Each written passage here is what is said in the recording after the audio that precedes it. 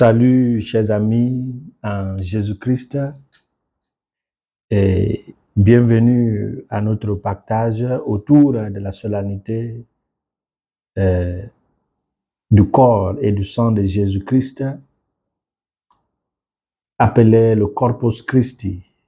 Nous méditons autour du thème Jésus dans le Saint-Sacrement. L'Église nous propose le livre de la Genèse, chapitre 14, 18 à 20. La première lettre de Saint Paul aux Corinthiens, chapitre 11, versets 23 à 26. Et l'évangile selon Saint Luc, chapitre 9, versets 11 à 17. Jésus dans le Saint-Sacrement. La solennité du corps et du sang du Christ, historiquement connu sous le nom latin Corpus Christi, célèbre la présence réelle, la vraie présence de Jésus-Christ dans l'Eucharistie. Corps, sang, âme et divinité. Il est traditionnellement célébré le jeudi suivant la solennité de la Sainte Trinité. Selon le calendrier américain, cette solennité est déjà passée, mais la plupart des églises des autres nations ramènent cette fête le dimanche qui suit ce jeudi. La fête date du Moyen Âge et a pour origine une religieuse visionnaire, Sainte Juliana, et un miracle eucharistique vu par le Père Pierre de Prague autour de la présence réelle de Jésus dans l'Eucharistie. Et le pape Urbain a insisté et a institué le Corpus Christi pour la célébration universelle de l'Église. Et lui-même, il a célébré pour la première fois à Orvieto en 1264. Un an après ce miracle eucharistique à Borsona. Jésus dans le Saint-Sacrement. La bénédiction suit, ou les bénédictions suivent l'offrande du pain et du vin. Nous allons essayer de voir à travers les lectures l'importance de cette célébration. Plaçons Melchizedek à la base de cette solennité. La première lecture d'aujourd'hui préfigure l'offrande du pain et du vin que Jésus fera ultérieurement. Offrir du pain signifie que vous êtes prêts à donner de la force et à rajeunir ceux qui ont faim. Et l'offrande du vin représente la disponibilité à réjouir l'esprit affaibli des ouvriers, des voyageurs, des amis, des soldats, dans le cas d'Abraham et de ses hommes. Et ce vin invite à une fête entre amis. Pour bien déguster un vin, une bouteille de vin, il faut que ça soit parmi les amis, entre les amis. Venons de celui décrit comme le roi de Salem, la paix. Cette offrande du pain, du vin, si vous voulez, nous assure que ce dont procure la paix et non le cheval de Troie et non le cadeau grec. Il y a la légende autour du cadeau grec. Vous devez comprendre le contexte. En chantant en notre faveur, le psalmiste dit de Jésus, tu es prêtre à jamais, selon l'ordre de Melchizedek. Autrement dit, le don de Jésus, de son corps et de son sang, nous forme de pain. Et ce don sur forme de pain et sur forme de vin va nous procurer la vie éternelle parce qu'il vient du prêtre éternel selon l'ordre de Melchizedek. Il est prêtre à jamais.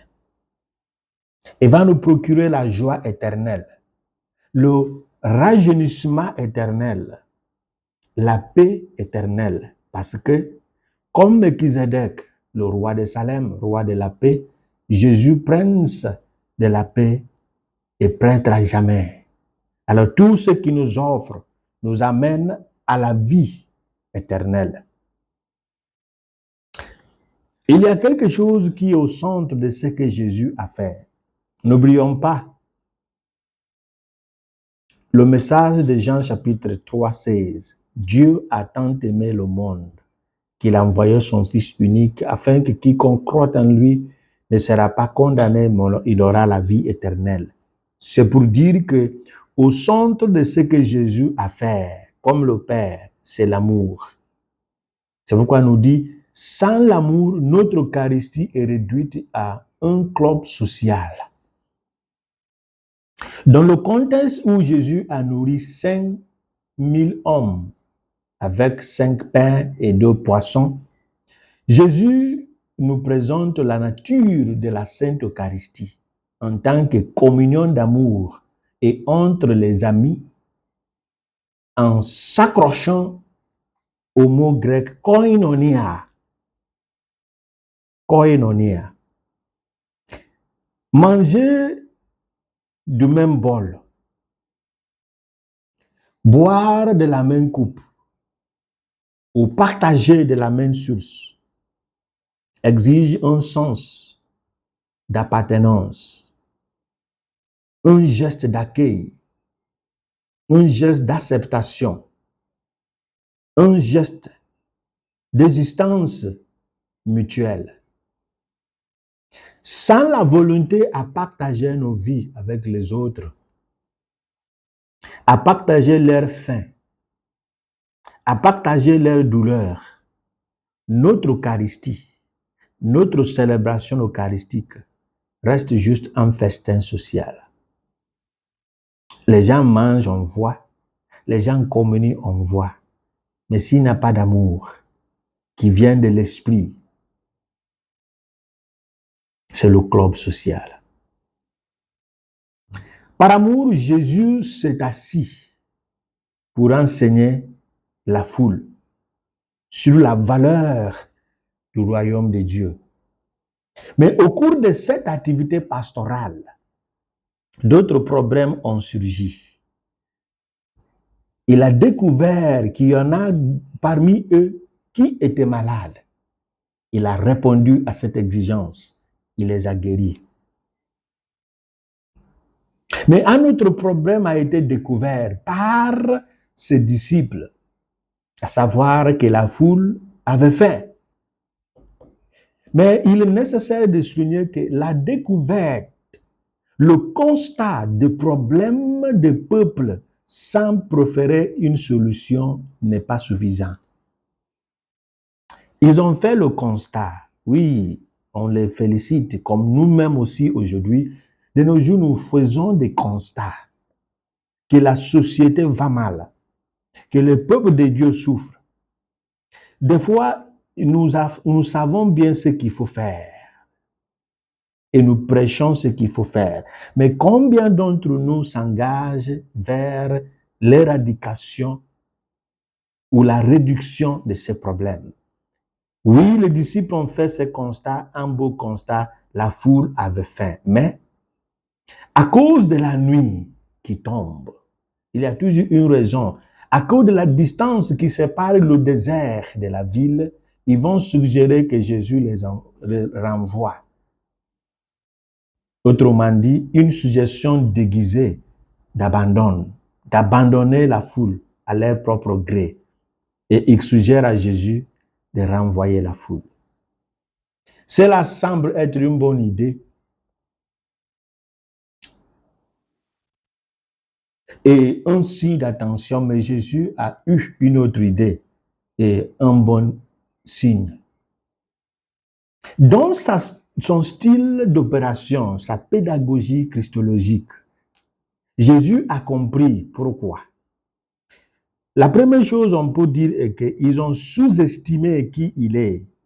Oui, il est difficile de payer parce que Jésus n'a jamais affiché hein, euh, une personnalité qui est capable financièrement, humainement parler, de nourrir ce nombre. Donc, ils avaient raison de dire renvoyez-le. Mais ils n'ont pas maîtrisé qui il est, raison pour laquelle ils sont allés jusqu'à suggérer. Mais il va leur proposer quelque chose pour rectifier un problème. La foule doit s'asseoir par groupe de 50. Et lorsque j'ai médité sur cette décision de s'asseoir, je me suis rappelé qu'il peut être possible qu'il y ait des familles qui sont au nombre de 50. Familles nucléaires élargies, c'est possible, mais la plupart du temps, la plupart des personnes qui sont venues écouter Jésus ne pouvaient pas être au nombre de 50 venant d'une seule famille. Ce qui nous permet de voir que Jésus a voulu que les peuples s'assoivent d'une manière communale, se frotter, se connaître. Et pour s'asseoir avec quelqu'un, pour mettre la main dans le même bol pour manger, il faut l'accepter, il faut l'accueillir. C'est une leçon que Jésus voulait les montrer. Il n'a pas dit qu'il s'assoit simplement, mais en portion de 50 personnes. Pourquoi? C'est pour briser les barrières. C'est pour que nous nous regardions face à face. La communion, la koinonia. Et c'est ça l'ecclésia. L'église qui se connaît. Une autre chose est que les 5 pains et les 2 poissons, après la prière, doivent être partagés. Dieu doit être loué par la prière avant cette chose. Les mains des disciples doivent corriger ce que leur bouche avait gâté en distribuant la nourriture à la foule qu'ils ont suggéré à Jésus plutôt de renvoyer. C'est ça la pédagogie de Jésus.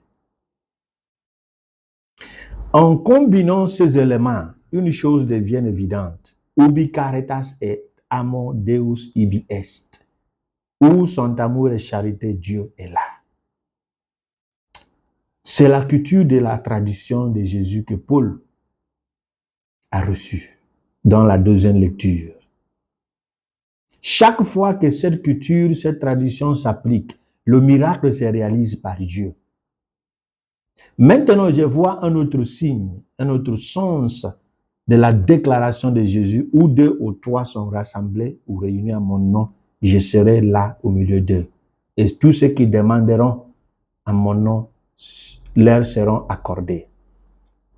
Parce qu'il y a l'amour. C'est ça la présence de Dieu.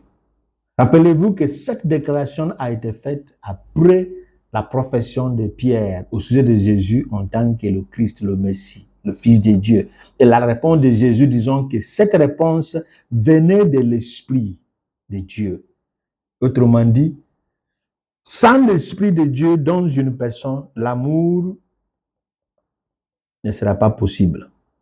On ne parle pas de l'amour Eros.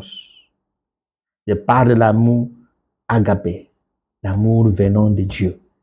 En d'autres termes, jusqu'à ce que nous existions et nous agissions dans l'amour trinitaire qui combine le Père, le Fils et l'Esprit Saint dans une même activité, bien qu'ils restent différentes en personne.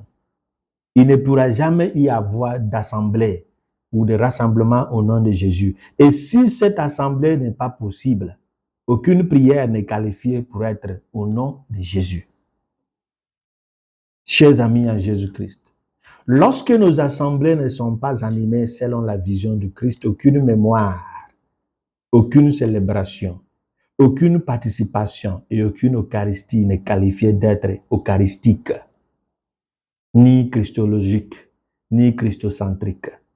Elle peut avoir sa forme et sa matière. Nous pouvons utiliser les rites les plus raffinés ou antiques, Elle peut être célébrée par le propre ministre ordinaire, selon le sacrement, selon le droit canon. Mais permettez-moi de dire que tant que cette culture que Paul a reçue, la culture eucharistique par amour et dans l'amour, et à travers l'amour n'est pas présente dans notre Eucharistie, elle peut tout être sans Eucharistique. Que le Seigneur nous bénisse et que nous acceptions la présence réelle de Jésus. Et cette acceptation, c'est de l'aborder, de l'approcher avec un cœur prêt à se laisser transformer. Parce que celui qui est vrai, dans une chose vraie, doit avoir la vraie capacité de transformer ceux et celles qui sont vrais et ouverts à être transformés. Je suis prêt et ouvert à laisser Jésus me transformer, qui nous transforme le Père, le Fils et le Saint-Esprit. Amen.